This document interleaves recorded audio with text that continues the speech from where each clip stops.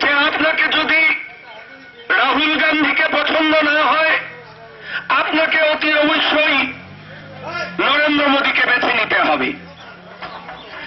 আমাদের সংবিধান প্রদত্ত তাকে কি করে ভোট যার হলে বিদ্যুৎ চাইনি, আমরা তো বিনা পয়সায় প্রথম থেকে বিদ্যুৎ দিয়েছি, এখনো আছে একটা বাতি জ্বালাবার মতো বিদ্যুৎ আমরা সকলকে দিয়েছি।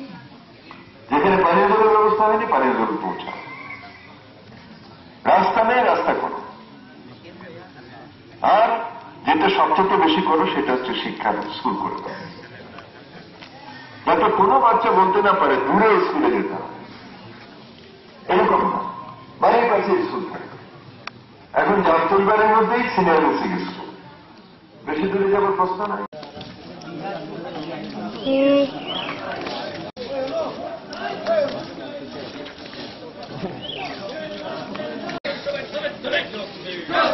আসন্ন ষোড়শ লোকসভা কংগ্রেস দল তার নির্বাচনের মুখে ইশতেহার প্রকাশ করে বলছেন তাহলে 10 কোটি বেকারের কর্মসংস্থান করা হবে, কৃষকদের উন্নয়ন করা হবে, শ্রমিকদের কল্যাণে কাজ করা হবে।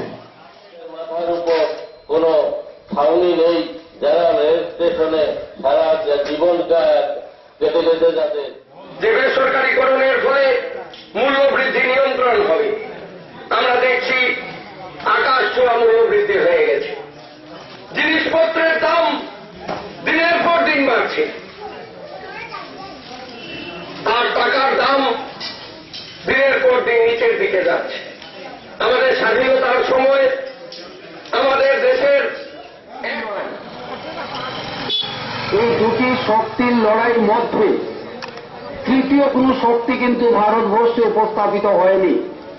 একটা হচ্ছে সাম্প্রদায়িক শক্তির বিরুদ্ধে লড়াই, আর একটা লড়াই হচ্ছে ভারতবর্ষের ধর্মনিরপেক্ষতা বজায় রাখার লড়াই। এই দুটি লড়াইয়ের মধ্যে দাঁড়িয়ে আমরা আমাদের জেলার উন্নয়ন হবে। সেক্ষেত্রে আজকে রেলটা যদি বর্গেজ লাইনে হয় তাহলে পরে সেখানে বিভিন্ন শিল্প কারখানা গড়ে উঠবে, আমাদের ছেলে মেয়েদের সেখানে কর্মসংস্থান হবে। কিন্তু কংগ্রেসের মুখে কি কোনোদিন শুনেছেন যে মাঠে নেমে সেখানে আন্দোলন করতে? তারা নির্বাচন হলে পরে মানুষের কাছে যায়, যেমনটা আমরা দেখেছি গত বিধানসভা নির্বাচনে কংগ্রেস